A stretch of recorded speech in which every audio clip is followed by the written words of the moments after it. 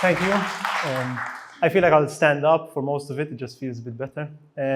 But thank you everyone for coming out. I'll introduce the key speakers soon because we're here for an hour and a half. And last night I was going through the slides and I said, "Oh my God, I have 160 slides. I don't want to bore them to death." And I hate this kind of just hearing my voice only.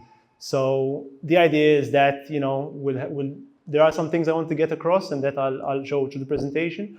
But the idea is that we'll hear from ideally different speakers. The speakers that I invited, but also potentially the audience. I know there are some architects in the audience, some students, so it would be great to hear some insight in that regard. We are here because of this man that Heritage Malta introduced in the beginning. This is Jeremy Boissevain. He was a Dutch anthropologist. I know anthropology might sound like a big, scary word. I also won't explain it. That's Dr. Scicluna's job. She's an anthropologist, so she'll get into that. But Jeremy Boissevain basically carried out fieldwork in Malta, mostly, or let's say he resided in Kirkop for a number of months, and he carried out a lot of fieldwork. And he documented basically the way of life, right? The way people interacted, what really, what was the social core almost of Kirkop in the 60s. And he also wrote another publication called Saints and Fireworks, hence the Saints and Fireworks. And I'd also like to thank, in this regard, the mayor for coming out, for Saches also for taking the interest, and who I'll throw a mic to further down the presentation, and to Dr. Scicluna for taking the time, who will also speak later on in the presentation. A bit about me. So, like they said in the beginning, I went to the Netherlands with a fascination, or better yet, a frustration for these beautiful buildings that you see behind me. So I'll just run through a few that I've documented throughout the years in my bachelor's course. So these just set the tone a bit, and stuff like a 3.3 meter frontage is what really kills me. I'll also speak a bit about policy. I know there are architects in the audience, so please don't butcher me if I say anything out of line or that's not correct. But in general, I just really want to talk about the role of the architect, right? Again, these are really just images to warm up to, basically. Yeah, fantastic. So, and then the beauty is when you document, you can start to tell a narrative. So let's say this was July 2020, and then a few months later, his neighbor was like, "Oh, that's a good idea, I'll do it as well." So there's this trickle-down effect. And talk about trickle down, you also have this crazy chaotic construction happening, and you see mishaps like this, but the Maltese are always they always prevail. So I think these are just these are great images to just get our minds flowing.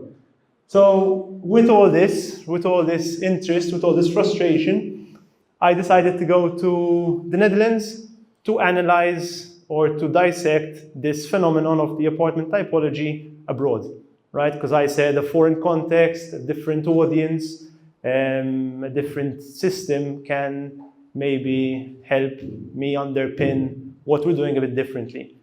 And yeah, again, it's just another photo. Huh?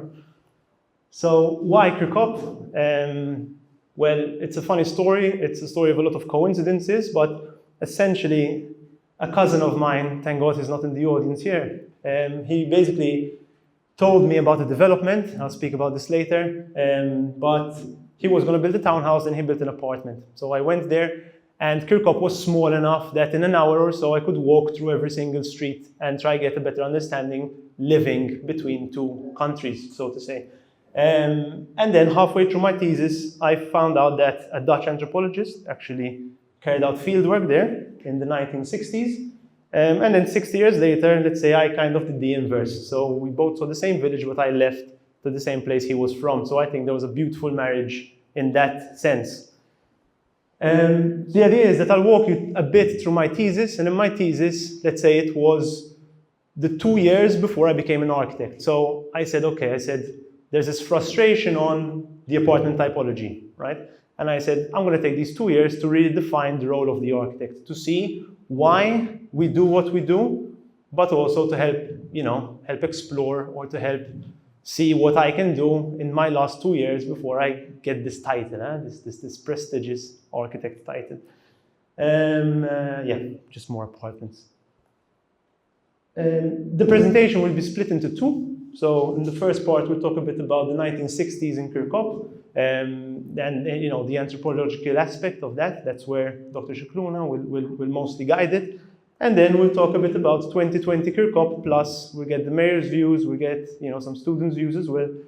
And so I love to use red slides in my presentations. Red slides are, let's say, provocative quotes. In my thesis, I reached out to different stakeholders, ministers, policy authors, architects, you name it. And some quotes I used as placeholder text, and some are quite shocking. So I'm trying to do the same thing to try and get a reaction out of you guys.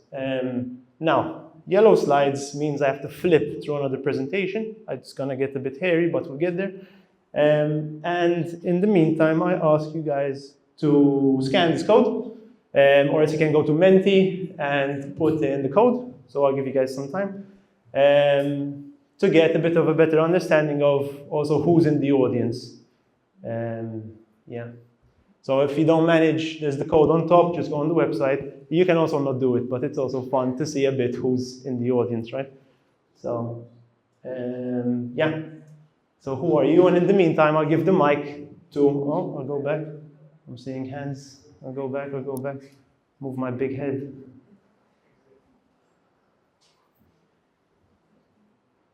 Okay, there's the code on top, just in case you miss it. So while you fill that in, I'll give the mic to Dr. Scicluna to speak a bit about what is anthropology. But I'm going to sit down. Yeah.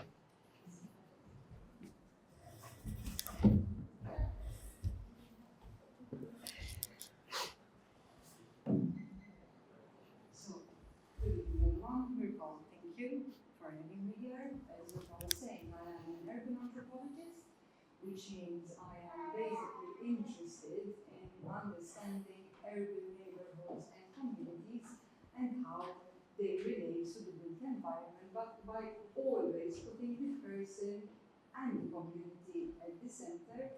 As anthropologists, we follow people, we follow their concerns, so we always start from that perspective and try to understand the point of view. So what does it mean to be a person from Kirkop?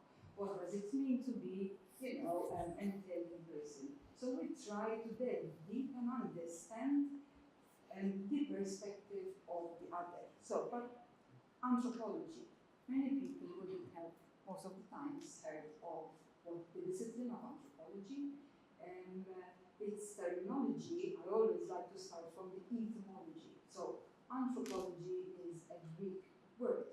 So we have anthropos, which means the nation, right? Societies, cultures, and logos basically means the logic of the nation. So what we're saying here is we're trying to understand human behavior from a large scale. So trying to understand collectively how people think, their similarities and differences across societies and culture. So what we really try to do, we're a little bit like, let's say it's like the psychologist of society. Okay, so we try to understand the unconscious, all that we don't think about, everything that we basically take for granted. And where we come in is that we make all the mundane, the everyday, and we turn it into the exotic. That is, we problematize it to see what is behind it. So what are the codes, what are the rules of a society, what's the order?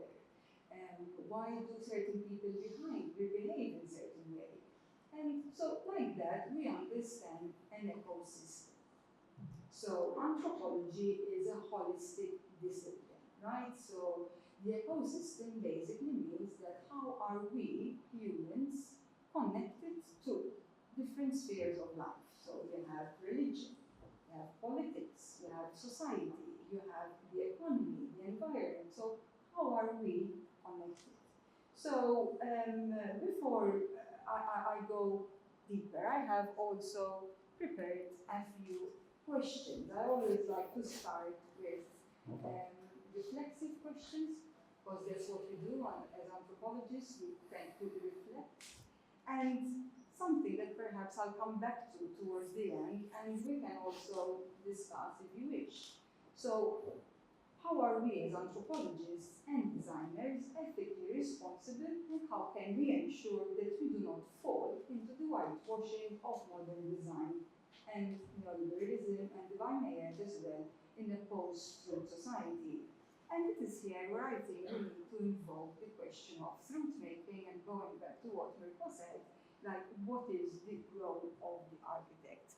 Whose duty is it to co-develop, right? Because we've moved away from developing, we need to co-create together. Whose duty is it? So basically, as I was explaining, the discipline of anthropology is both theoretical and applied, and that is where I fit in as well. I am both an academic, but I also develop policy, do a lot of research and development when it comes to the built environment. So from this discipline, I believe that we can reach some truthful answers, okay, which are closely related to the people's point of view, okay? So in anthropology, another distinctive aspect, which is different from other social sciences like sociology and geography, is its methodology. So how do we collect data? We tend to, like what Jeremy Boissevain did, he migrated to Malta and lived with the people. Jeremy basically hung out with the people, and from there he started to understand what is important to people from the top. We call that participant observation, and we do it for a very long period of time. So we don't collect superficial data, so we really become like the people, right? So we try to, as much as possible, behave like them as well. So what do we say? We participate in order to observe. So we participate in everyday society, and from there we develop our theories and then even write books. Now, what I think where I want to relate to architecture here and anthropology is design. Now, when you're designing a methodology, it's important that it fits people, all right? So in itself, a design is in how to understand people's behavior and their worldview, and by understanding the diversity of societies, because we are not all obviously the same. So it's here that we come to understand that if we are going to design something, right, whatever it is, it could be a policy, it could be a building, it could be designing a book, it cannot be done in isolation, but it needs to be basically holistic. Okay, so what we do here is think about how do things relate to things. So how do I, as a person, but also from a community social perspective, how do I relate, and do I see myself in the buildings around me? Where do I fit in all of that? So I come to now humanity. Why do I come from there? Because humanity, as I've been saying, is relational. So humans, since time immemorial, have always related to their own environment. So you have to think about it. Nothing is really, when we talk about natural landscape, really and truly there isn't much which is natural in all of it, because people have always engaged with their environment. And let me remind you, for example, how for example, when we go to our ancestors before we became Homo sapiens, right? We lived in caves. So, you know, the Neanderthals, for example, and prior to those, they left messages, paintings in caves. So they left messages to other groups of people. So we've always engaged with everything that is around us. So what I'm saying is that form, which I mean in this case would be architecture and design, cannot be separated from who we are, from our culture, okay? And basically the built environment is a living example of how we dwell into meaningful spaces that reflect the microcosm of society. So form, right, needs to always be in tune with societal changes. Remember, we tend to be very nostalgic about society, but society is not static. The way we grew up is very different to how it is now. So, right, so things are always in flux. And society, us as people that make society, we respond to larger flows. And here I'm talking about flows of the economy. When the economy changes, we change. Our households change, right? How we spend money changes. The political depends on, who is in charge, the religious, the rituals, culture, modern societies, and all of this has roots in our pasts, right? In past historical events, which are then obviously passed down through generations. So what I'm saying here is the relationships that we have and process should be key to design. Planning and architecture, and not architecture for its own sake. We see a lot of shiny buildings that obviously they might be award winning, but then people don't relate to it. So we'd rather develop meaningful spaces than, polished, forms. So,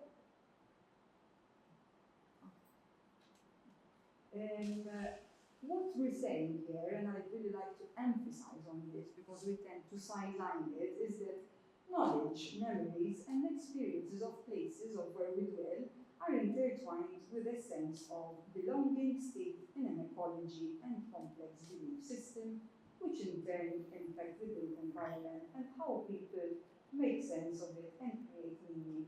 How many of us walk down the street and sorry, I don't tend to project, you're right. How many times you walk down the street and you say, I remember that shop that was there, I remember this. So places are full of memories. We are also a species that we tell stories and we pass down knowledge from one generation to another. So if we think about it, we shape buildings and buildings shape us too. So we need to coexist. And I have this quote, which I find quite powerful. It's very simple, but an academic on this page who said something simple, but yet I find so powerful. The whole place is your home, not just your building. So even your neighborhood is a home, okay? And we relate to it. So all structures, all of them, even the structure that we have at the back, have a position on the land, a position in our collective unconscious that is embroiled within cultural values and norms. Communities and individuals cannot be understood by separating their sense of belonging, where we live, the value, and also happiness from their surrounding natural landscape and the built environment. So it's important to break it all down. As we know, when we see all constructions, the construction around us, the noise, no one feels happy, to be fair. It's a cause of stress. So it's important to safeguard the well-being as well. So yes, spaces now made very clear are relational, they're not banal. Okay, so they have meaning embedded into it. So we're continuing to criticize, not negatively here, okay, constructively criticizing this new architectural, which we tend to refer to as authoritarian concept of space and design. It's possible to see how places, right, can also become inscribed with inequality. Power, ideas, ritual, and memory, and who decides? Whose duty is it and ethical responsibility to decide? I talk to a lot of children. I've actually done some research at Kirkhope, and many of them have told me, for example, there is no space for us, right? That is inequality. Okay, so we are not thinking about our children. All the people tell me, well, I sometimes am a prisoner of my own home because I'm scared to go out, because I might fall. That is, right, being sighted. And there's so many, people with disabilities, so on and so forth. So the point is to basically bring out how the built environment is both material form and metaphor. Okay? It's a metaphor which is fraught with conflict and politics and embodies social contradictions. But it's also, at the end of the day, about communities, about community building and social cohesion. And maybe Mirko, you will possibly expand a little bit more on that. So now, enough about anthropology. Now let's shift to the protagonist of this talk, right? Jeremy Boissevain. So, who was Jeremy Boissevain? So basically, he was one of the most influential anthropologists to study at Malta in the 1960s. Back then, it was very common for anthropologists to travel to islands because they thought it was possible and easier to study the whole community, and they also thought, we're talking back in the early 1900s, that some tribes where basically we could understand how we developed. But of course, that is not the case. Because people continue to evolve, they just have different political understanding of the world. So his fieldwork and writing, especially Saints and Fireworks, which you mentioned earlier, developed a theory of Maltese culture that centered on networks, which I brought up earlier, so relationship, web of connections, patronage, which you're all familiar with, and communal rituals. Special focus was given on the family because back then, and even till today, family is very much at the heart of Maltese society and kinship as well.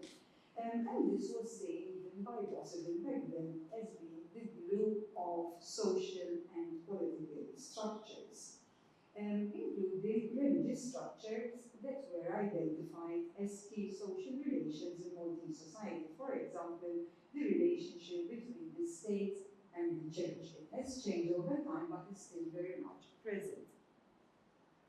Oh. Yeah. Incomplete. I can take over. Yeah. Okay, we're gonna figure it out, right? So basically, in a nutshell, also Jeremy Boissevain, right? So let's talk a bit about space now. Jeremy Boissevain wrote that most or a third of Kirkop was actually sold off to the Royal Air Force. So what did that mean in terms of numerics that Jeremy Boissevain stated? So in 1871, 77% of people there, he says, were lived and worked off the land in Kirkop. They did not commute. After the Royal Air Force, acquired this land, you had, in the time of Jeremy Boissevain, a mere 15% who worked off the land. So that means that the male, figure, the breadwinner, would commute out of Kirkop. So that begins to change a bit of the dynamic. He also talks about, I'm jumping into, we'll figure it out. He jumps a bit into the social structure.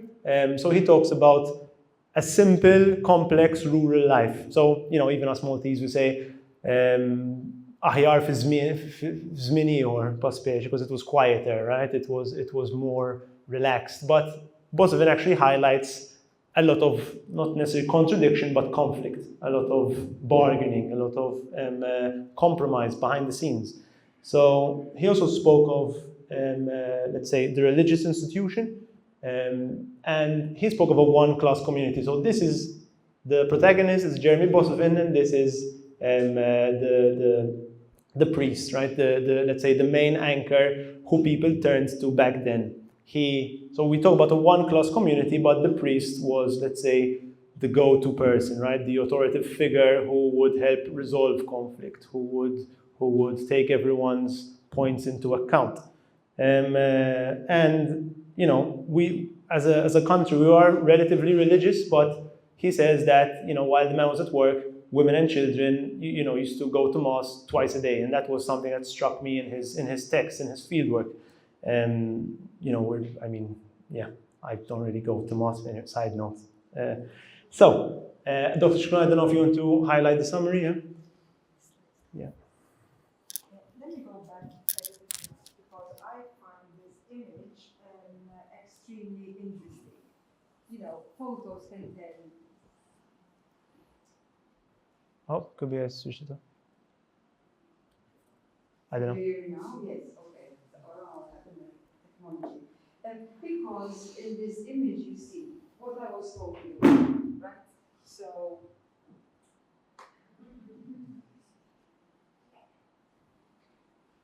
I think it's the battery is supposed to be. You press down. Yeah, thanks. Let's try again. Can you hear me, right? Yes, okay. So I love this picture because as you can see, there is a possibility, I'm speculating here, that she might have asked Jeremy to take a picture there. Why? Because that is what is important to her. There's pride in there, this is where she lives, look at how she's dressed, and that's her humble abode. So this is her world, right? And how important and how she relates to the built environment. And also we can see this is a time, as Rico was saying, where most of Malta was still based, it was agriculture. So we're talking about rural agriculture. So Boissevain's view of 1960s Maltese culture, as I just said, which is mainly rural, you mentioned these, and I'm going to stop there. So he identified some key areas that defined Malteseness, which I mentioned earlier. What does it mean to be Maltese, right? And how is it different from being Italian, for example? What are the similarities and differences? So what emerged? There's quite a few areas which we can still relate to till today. It had just changed and morphed into something else. So factionalism and rivalry. Okay. So Maltese villages and towns back then, were not unified communities, but we still are to some extent, but deeply divided into factions. With factions, I mean here with parties. Okay. These rivalry often crystallized around patron saints, ġifiri il-festa, il-ċelebrazzjonijiet, the band clubs, and il-pika, which is still very much alive, if not has become more intense than ever. I've just finished some research in Virgo, and pika was everything that they spoke about, and the importance of the fest and how it brings the community together. Patronage and clientelism was another factor that Boissevain spoke about. So he said how Maltese society operated through dense networks of the patron-client relationships, which is again, it resonates. So politicians, priests, local notables acted as patrons, okay? They were really powerful in society. They distributed favors, jobs, and resources, whilst ordinary people back then were the clients, which reciprocated, through loyalty and support. So support for political parties through votes, including festa participation, and pretty much all of this structured much of daily life and politics. So, as you see in this picture as well, we see the priest here, and obviously Jeremy had to take a picture with the priest because, yes, he was a very important figure that everyone revered. I remember growing up at least, my uncle was a priest, and not one people would actually stop and kiss his ring. So, very much we're talking about things which are still, can be still, remembered in our memories. So the role of the priest was that of a mediator, that is, between God and society. And he was a revered persona that was in charge of order of society. An authoritarian figure that symbolized authority, order, but was also a protector of the family and made sure that honor remained within the family and that there was no shame. Religious practices, for example, patron saints were pretty much central according to Boissevain, and he argued that the festa was not just a religious ritual, but also a stage for performance, competition, prestige, and community identity. And of course, the rivalry between factions was often expressed through competing processions, compared to the Malta, the competing band clubs, and of course, the fireworks display. Networks over structure. So unlike structural function lists, Boissevain emphasized flexible, shifting social networks rather than rigid institutions. So for him, basically what he's saying that, which is pretty much characteristic of us Maltese, where we say, mhux xorta, u mhux kollox jgħaddi, which is an extent, to some extent, a metaphor which shows flexibility. Okay, I can do that, even when we're negotiating. Maybe convince me, okay, and from here and there we come to a conclusion, but this is what exactly what Boissevain was alluding to, our flexibility, which in itself, if you think about it, is a mode of survival. We've always had to negotiate because we are a small island and have always been colonized. But that gives us something of a skill where we're able to adapt to modernity. So in the 1960s, Malta was experiencing rapid change. Similar to now, but this was related to post-colonial independence in 1964, economic and infrastructural modernization, including emigration. Now we're experiencing the opposite. Instead of the Maltese leaving, we're getting immigration. Right? So people are coming to us. And so basically showed how traditional patronage and festa rivalries were not disappearing but adapting to modern political and social life. So, in short, basically these were his main findings and outcomes, where his work basically demonstrated that society was held together not by harmony, but by competition and negotiation through networks. But now, since we have all of this, where are we at in Malta right now? Are these things still important to us? And yes, they are. And I'll briefly go through them to see how this adaptation has morphed into, being a postmodern, post-truth society that is Maltese. So the continuities here are pretty much similar to what I mentioned earlier. The two-party system is still there, which still represents factionalism, which Boissevain described at a village level, yet we've taken it up even to the town and the city level. The patron-client politics remain visible in how jobs, permits, contracts are often tied to political loyalty, so sense of loyalty is still there. Recent studies also have shown that this is a culture of favors, but I take it a little bit further and say we are a culture of concealment. So we hide our taxes so we don't pay them, we hide this, we hide that, so we are a culture of concealment. Factionalism in identity. So before, with village festa, rivalries, they remain strong. Now, it's the political party instead of the village festa where there is this type of rivalry, and our identity is very much attached to it. So it elicits nationalistic sentiments and emotions.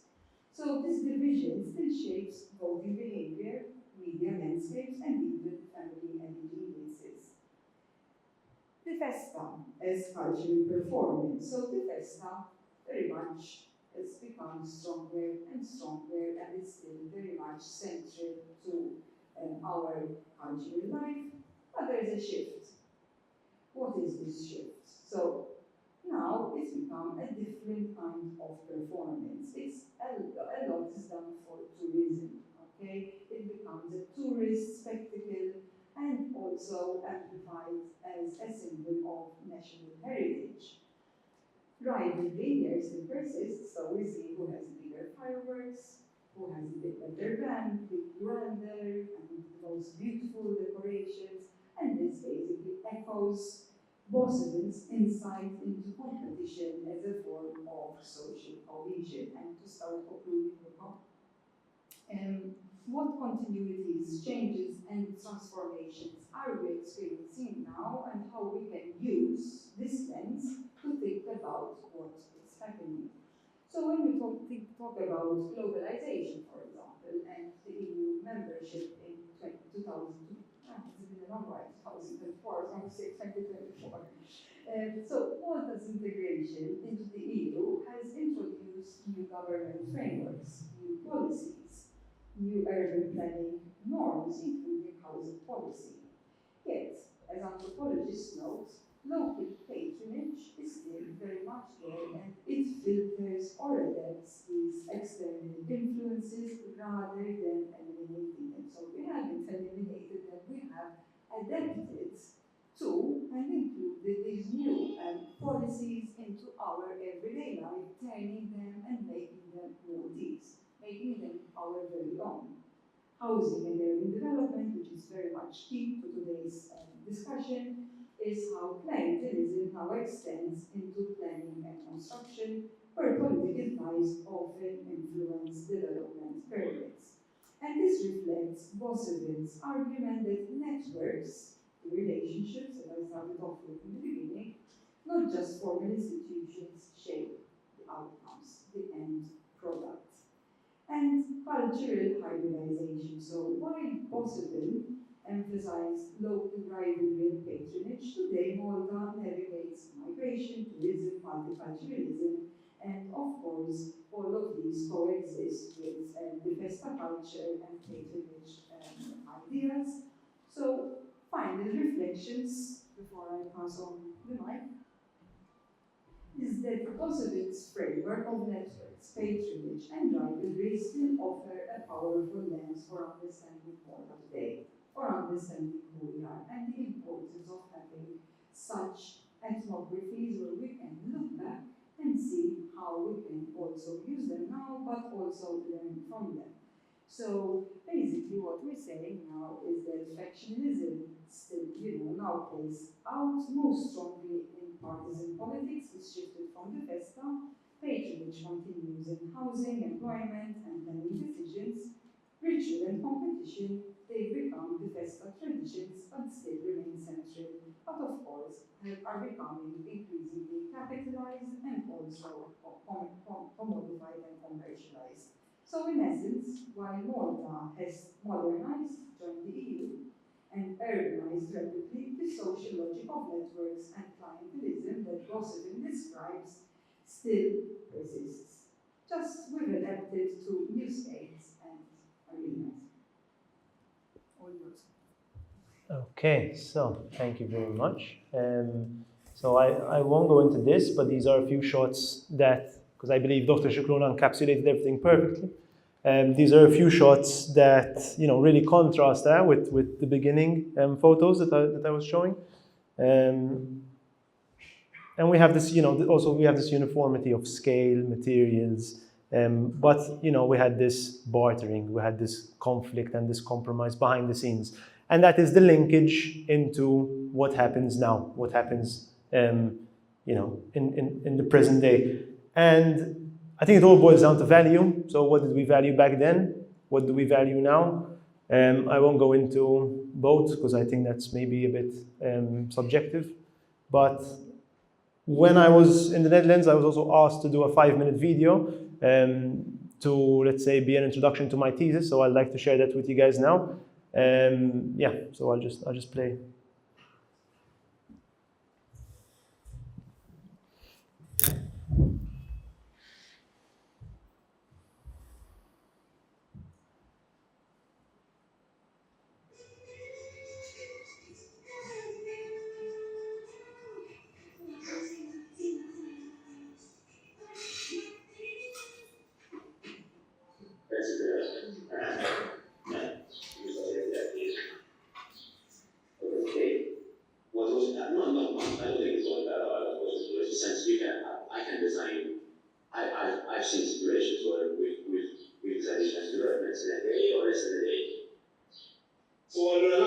il-konċezzjoni tad-dar x'kienet.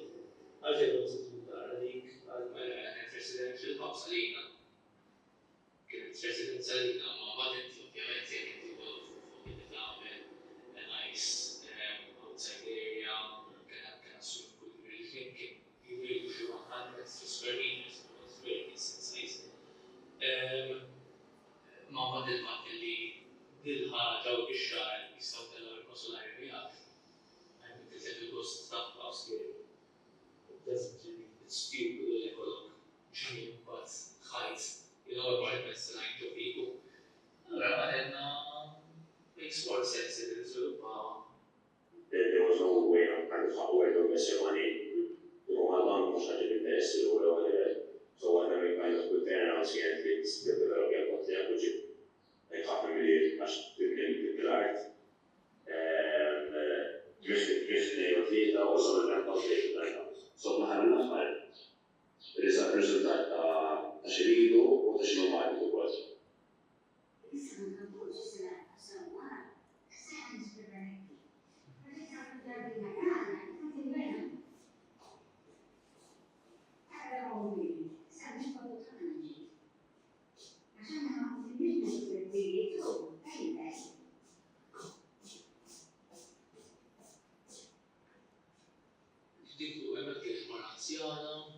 Ma l-ħaġa li din fil-fatt mhux jisma' fil-fatt tagħha kienu jimiljaw bħala tax-xahar qablet biex jagħmlu l-parma. Ġifieri huma l-iskop tagħhom li waslet mixtieqa li għamlu l-istess ħaġa. Tifhem?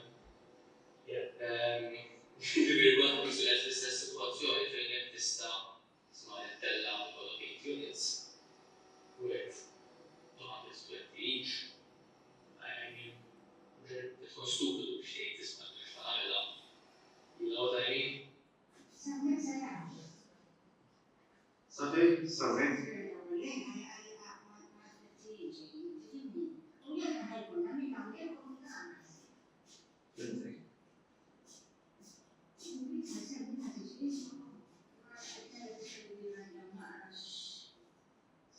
Ma diċa għal-għal lejna ġew dar Prosim, da, muxek.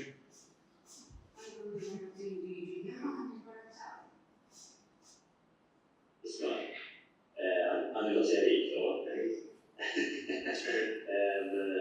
għaxet għan l-għollu, daħan kun interessati li da' kiesi għan dawn għadiri. Għajna għaj il-fokso.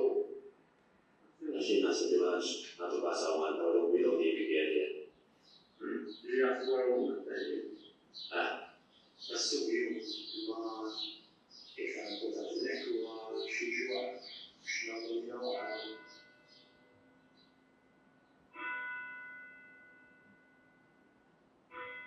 aħna bħala Maltin ġvaluri veru għandna.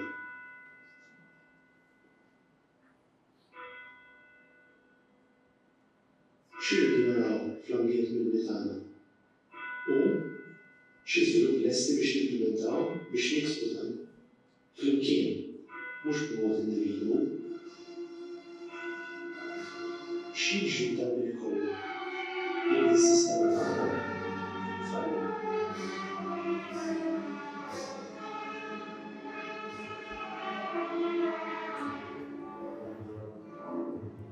So I also fear for the time, so I won't let it transition softly, but you get the gist. This is one of the first red slides, and Malta's small, so obviously I'll try not to mention names, but one of the main policy authors that, let's say, opened the gates to this, he had actually told me that the best way to manage conflict is to remain superficial. So he told me, he sat down, they told me, right? I had lobbyists, I had contractors, I had NGOs, and he told me the best way to find compromise, to bargain, was to remain superficial. I will explain this with the most, let's say, obvious policy, right? One of the many policies, and I'm sure most of you know about this, but it is in fact this of building height. So it says that, and I hate text in slides, right? But we have to go through this. it says that a building shall not exceed the permissible height as established in the local plan. That to me is where there should be a full stop. So, but then it says, according to Annex 2 of this document. So that means that you're saying a lot, but you're also saying nothing, right? This is the main takeaway. And in this policy, in DC-15, there are many others, right? But this is just an example. Some takeaways. So they said, I'm not going to do this. Says no one who has the opportunity. You have to be stupid to say that, in the words of the client, the developer. It's stupid that you have a back garden that sees, no sunlight, so no one likes to swim in a pool in the shade. No trees grow in the shade, right? And this is where I would like to get a bit of the mayor's input, maybe, and I fear for the time, so we can try to keep it a bit short. But Matthew, I invite you and I ask you, how have you seen Kirkop change? And I have, let's say, 2 or 3 questions for you. What do you see that architects do that works, that doesn't work, and what do you think you wish to see more of? Right, so I invite you to come up and say a few words. Thank you very much. With the productivity, Kirkop have half of it rural and half of it urbanized. When we come for the urbanized, it is really urbanized. Like the challenge we face is to keep the old desert not being influenced by building that we have already exist in the urban. We face a lot of permits that threats of desert. We're working on them so we minimize the risk, but of course the developers, like whatever I said, they're developers. They are developers. The challenges we face, also the significant amount of housing. Housing is good and bad. With social housing, you get a lot of new blood in the village. But the other thing is the villagers are linked with them. I mean, if you have, for example, villagers that used to play football in the roads. Now the people that coming from outside, from Mellicha and coming to Kirkop, have that type of culture in the locality that they will live in there, and that's an issue. You have advantages because when it comes to voluntary and stuff like that, you have new people, have new ideas. But when it comes to culture for the villagers, especially, it comes a little bit of a challenge to adapt it to their culture. Yeah. The third challenge we face is Kirkop is small. For example, pavements. So people from the school, for example, children. Unfortunately, we cannot extend pavements since the roads are very, very narrow. And that's, it's Kirkop dynamics. You cannot change the alignment of the road. But, of course, we can do things. For example, make one ways to make it. But the villagers and the residents are willing to do that. This year we make a project named Vialkul Hunt. We try to make one square, because it's small, we have 3 squares. And it's very rare in a small village to have 3 squares. But the resistance that we faced from the residents is, listen, where I'm going to park my car. And that's, I think, Kirkop wasn't like that in years back. Now it became a culture that you need to park your car even in your door, in front of your door. and even in the living room, basically. And we find the resistance to try and make it, but we're going to make it. With dialogue, we make public consultation. Of course, there were reduction of some parking, but with some consultation, Yeah. we managed to get the project now being made and being started in December. What I want to see from the architects, if one come to the square of Kirkuk, one will find a newly band club, which is from St. Leonard, which the architects see both the modernized and both the cultural aspect that aligns with the church. If you see this band club, if you see it from the church, you see it like an old building, built with limestone, built with Jebel al-Awi, Maltese known. And if you see it from this square where we have a small square where children play, you see it a modernized part of it. So what I expect to even policies to get into Kirkuk. Kirkuk is different, for example, than Kirkara or Kirkuk is still Kirkuk. Its own culture, its own identity. I cannot compare Kirkuk, Sure. for example, with Kirkara or Melbourne. Sure. So policies, they need to be as Kirkuk. Kirkuk, he needs to have his own policies with regards the building heights, with regards the what type of stone that you use to build. For example, gold, you cannot use bricks. You need to use limestone bricks. Limestone stone. Blocks. Yeah. And I need to see policies that really fits our identity rather than unfortunately I hate to say it, our pockets, because if you use limestone, it's more expensive than bricks. Yeah. So that's my view of architects. Thank you. In the coming future. Thank you for supporting Marco. Yeah. Thank you. Thank you so much. I think that brings a certain narrative, right, that we can appreciate now as we delve a bit further into Kirkuk.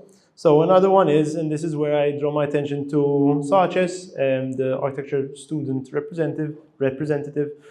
One of the quotes that shocked me during my thesis was a student told me, but an architecture graduate, right, a recent grad told me, I only do what I'm paid to do, right? So, okay, so does that mean that you get your warrant and I tell you, knock this down and build a shitty apartment block? What are you gonna say? You're probably gonna say yes, right? So this is a yellow slide, so let's see where, so we have a few architects here. No one's unsure what they're doing, which is great. I'm unsure what I'm doing, right? And we have two politicians, very good. So we have 12 architects. So I question, and this is where I'll give the microphone to anyone from Sarches who wants to speak. But I ask before that, does any architect here know what, are they fulfilled? Do they have satisfaction in what they do? Is it a nominal job? And this is an open question, so if anyone wants to raise their hand and speak. If not, I'll take silence as no one here is satisfied with what they do with their job.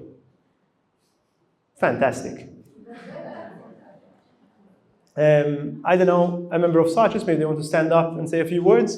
In the meantime, I invite you guys to open your phones and also come up with potential suggestions, right? What can architects do? Have some fun with it. I mean, we're here to brainstorm, to speculate.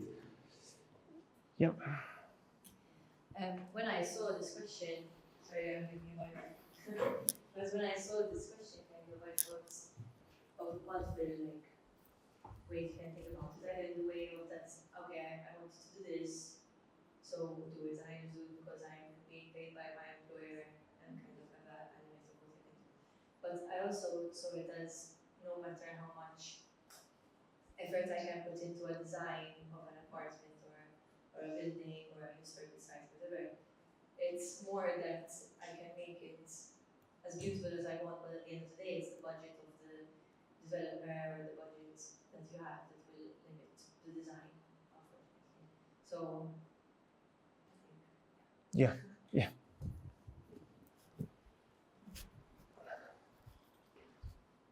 This will remain open, so I believe you guys can keep on coming up with suggestions and we can look at them later. But okay, what did I do in my scenarios in the Netherlands?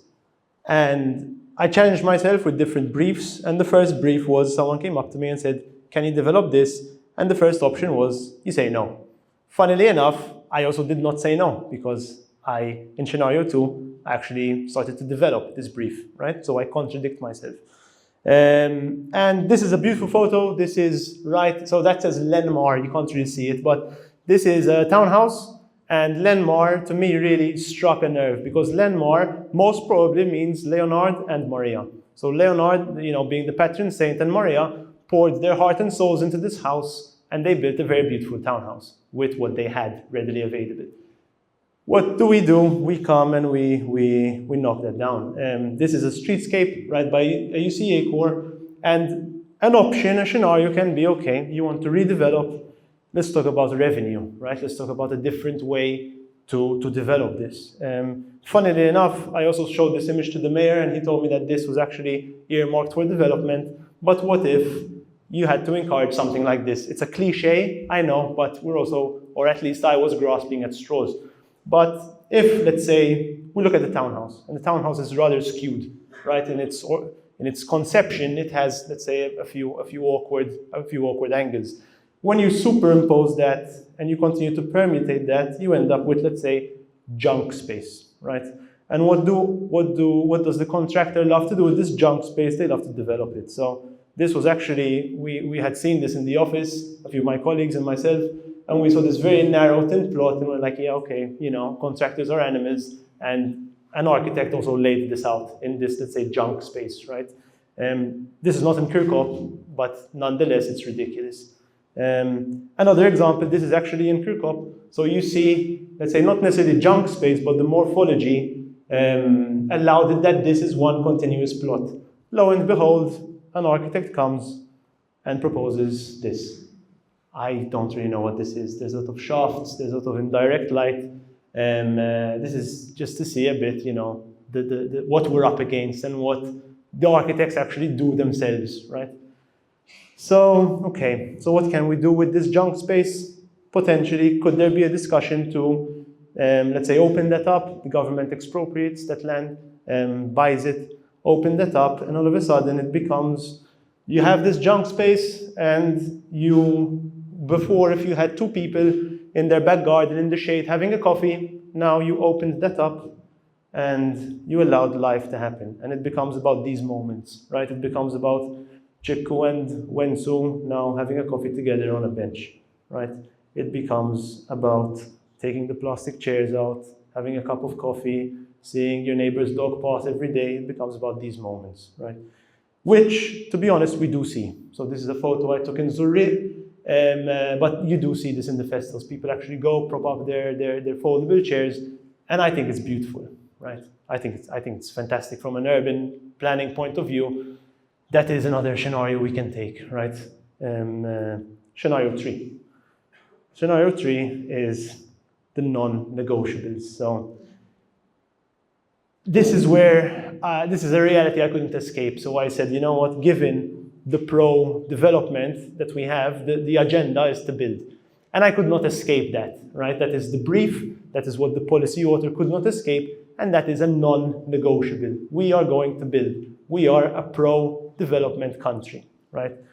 So if I start with that, and if I see the actions of an architect, so you have your beautiful townhouse, I'll also stay a bit longer on these slides because they were a pain to Photoshop together. You create this building. This is also not in Kirkop, but nonetheless, it is horrible. I believe Dr. Shikluna had an anthropological perspective in this. If you want to share a few words, we'll keep it brief though, because I think we're already running over. I agree. Let me see where.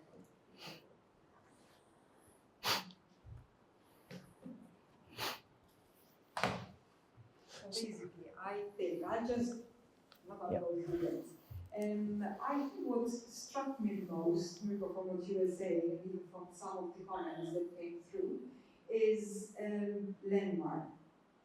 And I think landmark really encapsulates everything that I was saying earlier. So people personify, spaces, especially our home, right? So we're giving it meaning. It's where we grow up, where we learn how to be a person. So there's much more than the building itself. In fact, even when you ask children to draw a home, they will usually draw a home with eyes and the nose, and that says a lot because that means that we are genuinely part of the space itself, and we do give it meaning.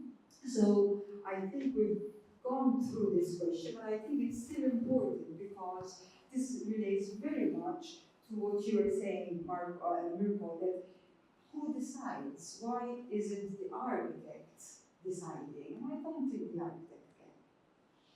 I mean, I've had students, and I speak to them later on, and they say, we started off really, all excited with what we can do and what we can provide society as well.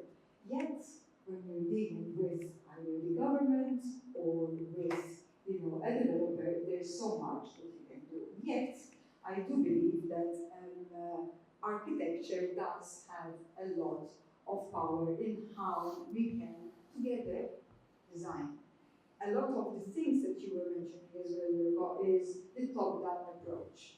Okay, how architecture itself can be authoritarian. So we decide, how people live without actually talking to people. And I think this is the anthropological perspective that I wanted to share with you, how the two disciplines can, learn from each other and actually share. So how can we design, for example, by starting from social thinking, cultural thinking? Okay, so for example, and I think this slide is what I'm referring to. So there's the rigidity, but where is the humane aspect, the intention, the chairs, that we take out? It's so much of who we are, yet with the way we're going with development, these, little rituals are slowly disappearing. Okay, so a question there, a few questions, which again are quite, in my opinion, reflexive, but maybe they can push us to think further, is like, what happens when individuals are forced to inhabit houses that are designed around another culture's concept of family life? We're seeing a lot of that. We're pulling down these beautiful maisonettes, which are very much characteristic, right, of identity, right, based on Euro-American concepts of home. But how do we relate to that? How do we feel with that? Do we have to change our daily ritual, which is also our culture, okay? Do they alter their lives to match those of their new architectural surroundings, that is people, or do they rigidly adhere to the traditional routines and practices to retain cultural identity? And of course, least but not last, I think it's very important, is how does this impact well-being and quality of life? Remember, at the end of the day, happiness is what is the basis of society. If we're not a happy nation, then even productivity will also slow down. So, what is good design? Good design could be a question that we can open up as well, but at the same time, good design is, in my opinion, where we keep, right, people at the very center, where we will design, but not in a structured way, where people can still, engage with their surroundings and not feel constricted by structures, including as well the beauty of architecture itself, where there is the sense of creativity as well. So my point is, and I think this is another slide, how do we ensure that design, right, stays somewhere between the intentional, right, sense of maybe activism within the design itself, and the order, because order is also important, okay?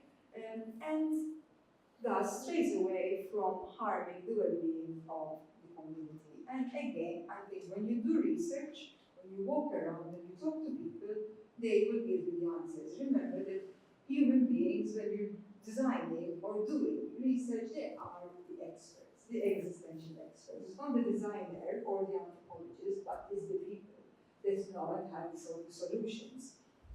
And I think Herzberger put this quite nicely. So basically he's saying that you can't separate, community life, community building from design and architecture. But he's also saying how community issues should not be seen as separate from the quality of design for individual houses. This new architectural concept, which is quite new in fact, right?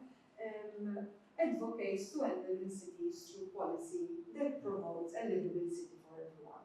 In this debate, inclusive design is now seen as both as a right, before wasn't like that, and design solution to the challenge of demographic change being experienced by all developed countries. So, in a nutshell, I think what we thought to do at this point is, these are a few points I drew out, is to say, so, design. Design should be both social and moral. We tend to remove the ethics from it, which is quite sad. So they're not neutral, they all have, if every building is saying a story and a statement, okay? It should be about well-being, inclusion, and everyday life. Ethnography can be a bridge between the architects and the anthropologists. So we can work together, okay? So we can shift from lived experience and abstract to enforce.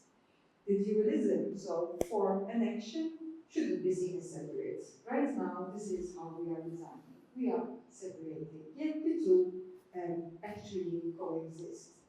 Well-being is fluid and contextual, so this depends on place, culture, as the mayor was saying, Hartlepool is Hartlepool. It can't be seen as any other village or town. It has its own cultural identity and rituals as well.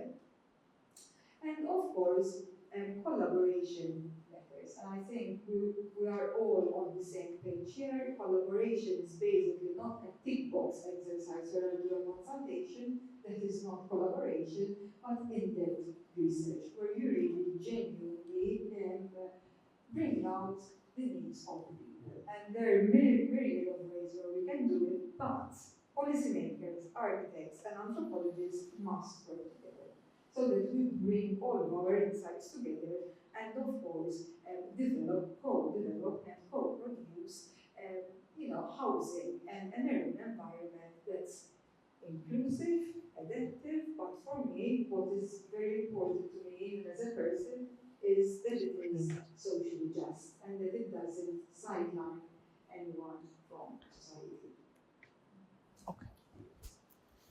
Okay, so before I get, and this will start to conclude slowly, and now I'll get into what I try to do, what I try to grasp at straws in trying to formulate the role of the architect, right? Let's break this down. So this is a quote from, I forget his name now. It's a quote. Anyway, he says that Pier Vittorio Relli, sorry. So he says that architectural forms always address a spatial condition. And that is, that's a bit obvious, right? It addresses, let's say, I don't know, the road, the sun, wind, whatever, right? However, every spatial condition always implies an idea of the political. So why do we have streets? Where do we have streets? Basically everything, unfortunately, is politics, right? I also am not, let's say, interested in politics. However, unfortunately, in trying to figure out my role, I kind of had to acknowledge it, right? So we end up and then with stuff like this, right? I mean, what is even this? Another quick quote from a cultural heritage officer, so the people that are supposed to safeguard cultural heritage, basically, he said that keeping a facade is not good practice. However, be it that we are losing absolutely everything, it is a way forward. Fair enough.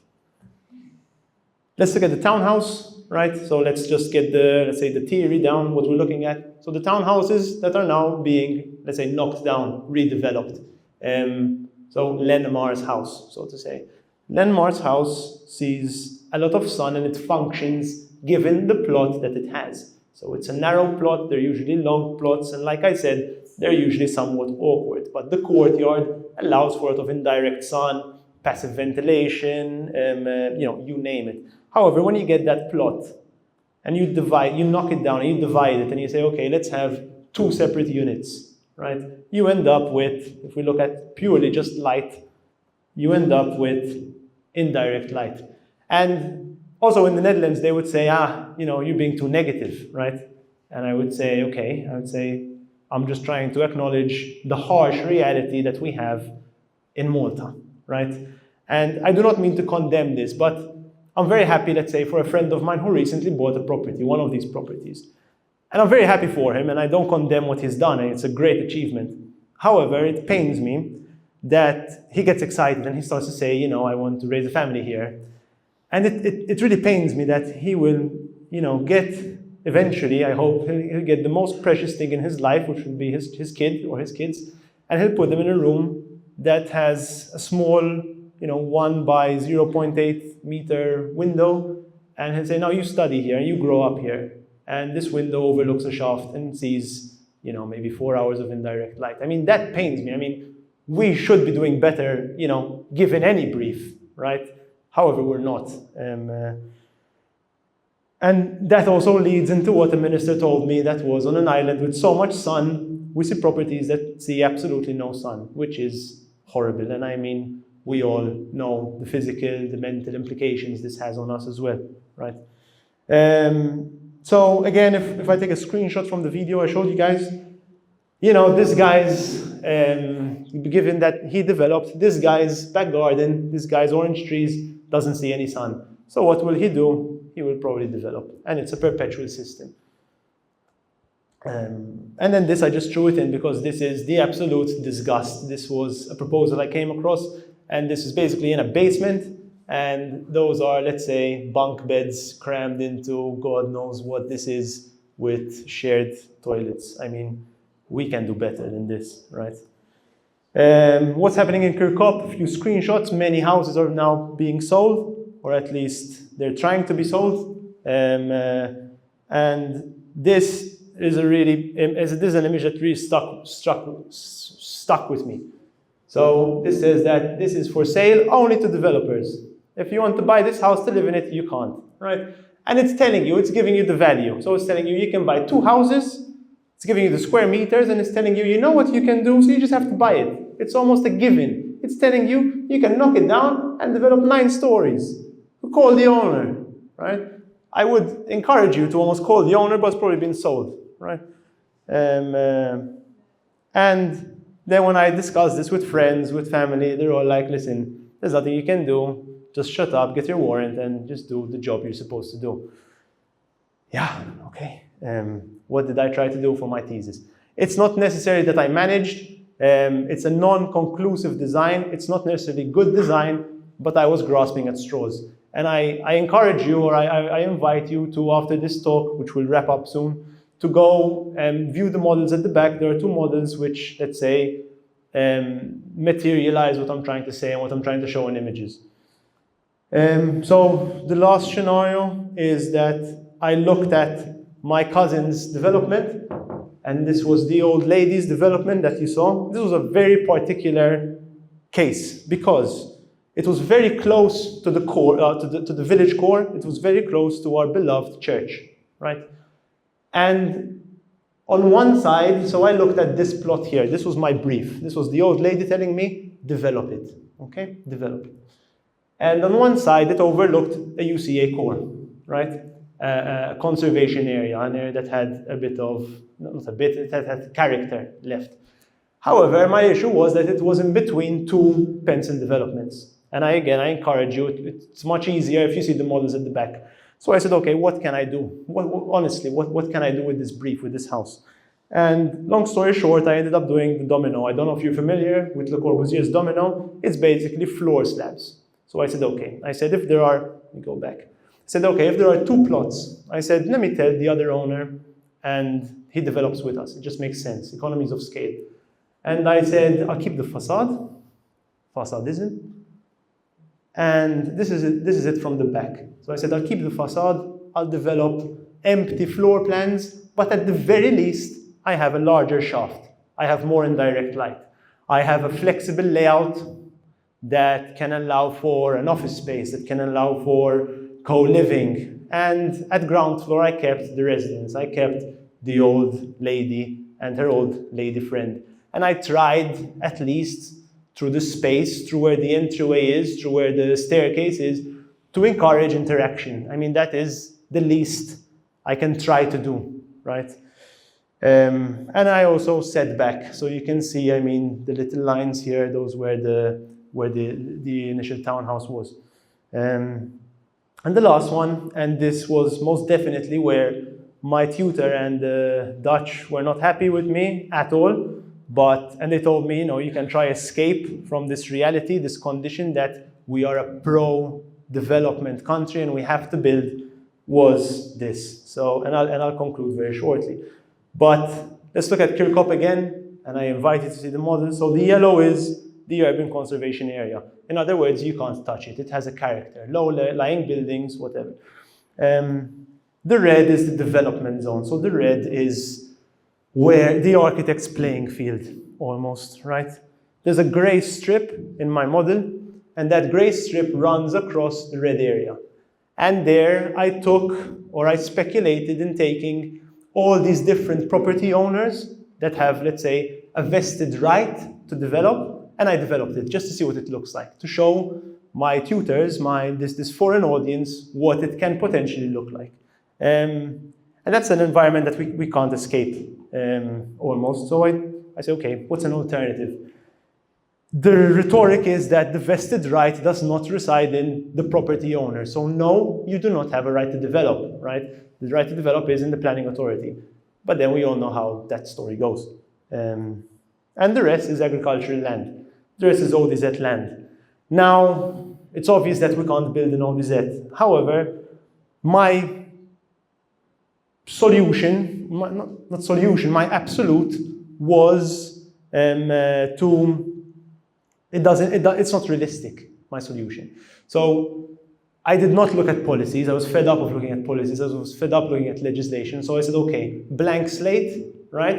And it's unrealistic in that regard. However, I also ask you that, listen, it's unrealistic to build, a hotel here. However, in 20, 30, 40, 50 years' time, would it be unrealistic? I don't know. So I let's say, shield myself from the realities of policy and the technicalities of policy, because they can also change. So what we know today can also be exacerbated. I mean, we also know about the recent changes that happened, right? So we are changing policy. We are changing these givens, these protective, let's say, areas we have. So what did I finally do?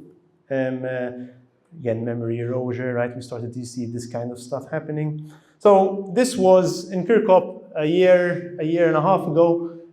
All the construction, let's say, of these apartments that were happening. Some were also social housing. So, and then I said, okay, there are these green enclaves, right? Funnily enough, I now work at Project Green, so maybe I got hired because I showed this slide, I don't know. And these enclaves, you can tell me they're private, you can't touch them. Okay, but what if I touch them? What if I intervene in them, right? This is something that, the Kirkop youth, actually, I found a headline that they actually, safeguarded, and they tried to do this. And funny enough, where I work, and I don't say this because I work there, but Project Green actually, took a site that was going to be developed, and they developed it. The architect of this project is also in the audience, but I won't point her out, because you'll have a lot of questions for her, I'm sure. So I said, okay, we have these green enclaves that are left, the last part that we can safeguard. However, we're encroaching in them, and we're developing them. And I also spoke to the mayor today, because I confess I haven't been to Kirkop in a few months. It's not that green anymore, right? And if you walk around, you see a green plot that says for sale to developers. Horrible. So I take all these vested rights, I take all these givens that are not givens, but I take them. And I say, okay, I say, everyone wants to develop, and we're going to have this sporadic image. I say, okay, I say, what if we had to cluster them? I say, okay, what if we had to zone them, right? And that becomes a new image of the city. So we spoke about Boissevain, we spoke about the new image of the village, we spoke about the old image of the village, and it was the church. So the church was the highest point in the village. It was the fulcrum. You could see it from anywhere that you walk in. That is not the case anymore, right? You can see it very clearly here. It's being clouded almost by development. So I ask, what is the new image of the village? What can that look like? And potentially, and this is again where my tutors jumped on me, that could potentially look something like this. And this comes from the reality we cannot escape, which is we have to develop. So I get all these different owners that want to develop throughout Kirkop, right? And I say, okay, I say, you want to develop in all these different locations? I will give you, if you're entitled to 5 stories, I'll give you 2 stories in this new image of the village. At least here, the plots are larger, the plots will probably have higher value, the plots will have better views, the plots will have more sunlight, larger shafts. I can play around, I won't show you a plan here, but I try to play around to encourage interaction, to encourage these in-between moments that I showed you in the common parts, in the staircase, in the lift, in the balcony. You have a larger balcony. And at least like that, it's a form of bargaining. It's a form of a compromise.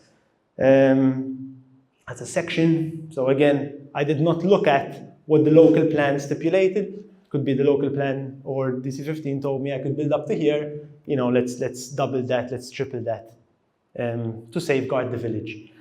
And yeah, I mean, this is also horrible looking back at it now, right? It's the actions of my, doing. But at the very least, we also safeguarded these enclaves, right? So you have a new image, you have more habitable layouts, you have higher value, monetary value of the apartments, but you let this be. Like I said, I was criticized heavily on this, and they told me maybe you should have detached yourself from this reality that you cannot escape. I also like to think I'm not a negative guy, so maybe I'm talking too negative here. And that's the little paper I gave you guys. So that little paper is a reflection of when I was in Kirkop, and it is, let's say, a narrative or a text that I romanticize Kirkop, and I speak about Kirkop as if she was, as if she had a maternal instinct, right? A maternal quality to it. And a bit of a shameless self-promo, I will be publishing a series of writings in the coming months, and that's one of them. Again, a horrible quote, I won't go through it, but the minister here saying that we can't abide by local plans because they give rights to people, apparent rights to people. Yeah, thank you very much. That's the end of the presentation. Thank you for coming out.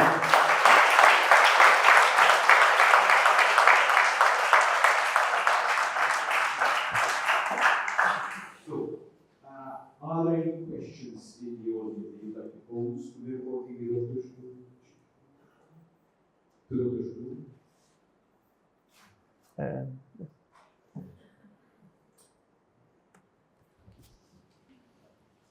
I thought that people might be a bit quiet. Oh, we have a question in the back, actually, never mind. If you wish, there's also a slider, oh, my bad, where you can see if you agree or disagree. If you don't have a question for me, at least I can get something out of you, not you just getting stuff out of me. So there was that lady in the back, then there's the guy in the front. We'll keep this to, I don't know, Dylan, you tell me, 5-10 minutes, maybe 3-4 questions.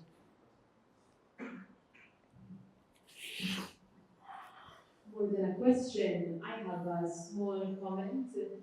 I found the whole presentation very interesting, very striking, the red slides especially. The last slides disappointed me a bit, the high blocks of apartments, and I'll say why. Because I think the solution is not in, I think we need to re-question what we are valuing as individuals, where the worth is. It seems like we're valuing mass of property, how much space you have. They are not valuing the quality of the construction, the quality of the layout of how you are entering an apartment, those narrow corridors that you showed, which are absolutely not at all something which I would want to bring my kids up in. And we're seeing all these apartments shooting up in price because we're valuing space, we're valuing, oh, I have 115 square meters, that's a whole 3 bedrooms, you know? We don't value quality, and I think they mentioned it in the budget last year, where nowadays they're going to start valuing quality over quantity. And I think it has a lot to do with there was a side of what is good design, I think.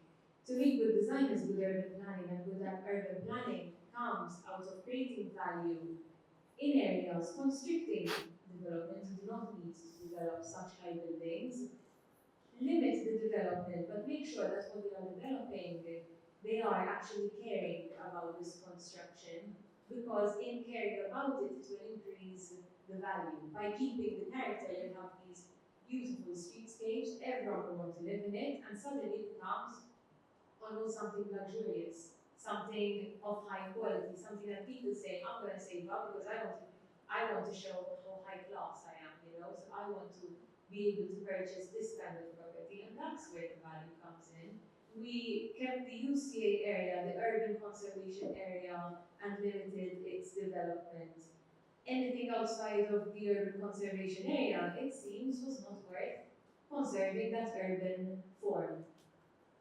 Which is a pity, because it ends up with places like Kirkop, with these middle finger apartments, excuse my language, but that actually end up uglifying our village core, when it could have very easily created value in a different way, where people could say, this is where I want to have a family. So quality over quantity, and putting up property value accordingly.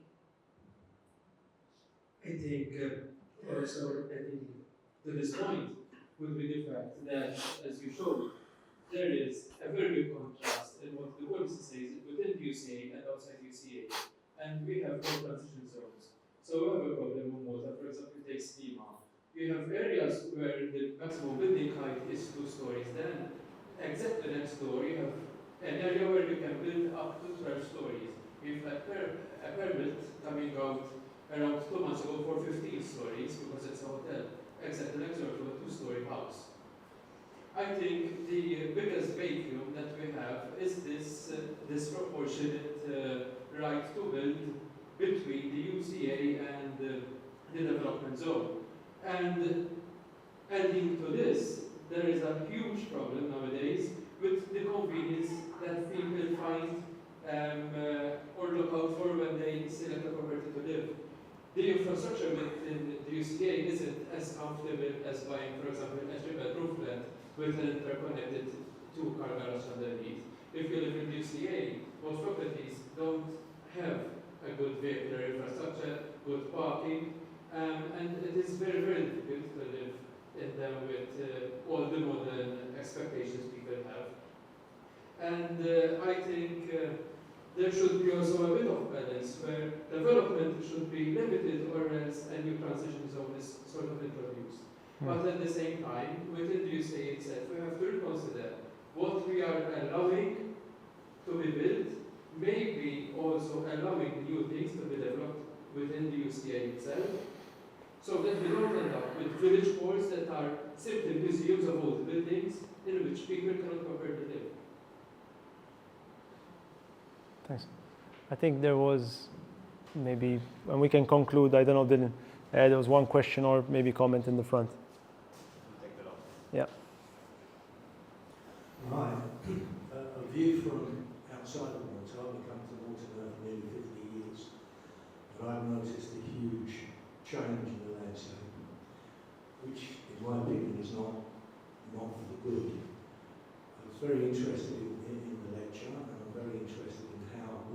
in charge of our spaces rather than the spaces dictating how we live. And I think actually we're moving towards that. It's not a case of, it's great if you can dictate all the spaces, but you can't. For all sorts of reasons, and the spaces are beginning to dictate how we live as a community. Trump said, drill, baby, drill. I think the Maltese is build, baby, build. And my last comment would simply be, why? Why do you have to completely rebuild? Eventually you'll be in the sea. Rather than be children in the Mediterranean, you're going to be the Hong Kong of the Mediterranean, and that'll be a shame. Just maybe one more comment. I'd like to say something small. I'm a student, well, now graduated, third year PhD, or going to graduate by November. And I feel like throughout this lecture, there's been a lot of discussion on the role of the architect and how we react, or how we should react, and how contractors believe they need to react, or how they should react. But, and this is just a comment, and this is my opinion, and I do not want to delegate a problem that is very much in our field onto a different profession.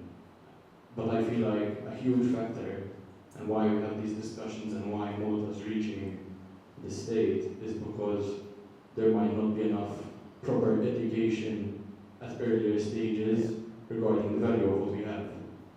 So in previous years, for example, we took limestone for granted. And now we're reaching a point where limestone, a very traditional building element, is becoming finite. I'm mentioning this because we're thinking about how the architect should behave and how the contractor should react.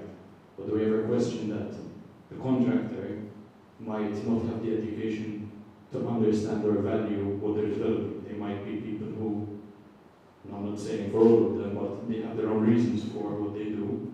And the architect who wants to design beauty, I do not believe there is an architect who does not want to create beauty on the side end, but I do believe that the architects that are trying to make change are faced with an impossible challenge of understanding that they're coming out from a 6-year course now with not the brightest pay gap, and trying to find ways to,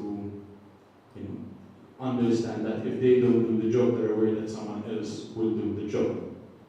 So it's a battle of that, in my opinion. But what I really wanted to boil down without fluffing my words too much is that I believe it is about education and starting very young and showing people the values of what we have, so that when we do grow up and when people do reach similar positions in the future, because this is inevitable and it's going to keep happening, that there will be more anger from both sides and more awareness. I think that's pretty much. I think what we need to be asking ourselves is, ask some very core questions, is why is all this happening? Why the amplification of this country is happening? And I think part of the reason is that we don't have a sense of our own identity. We've lost it. We've always been confused as to who we are, and I think we're still lost.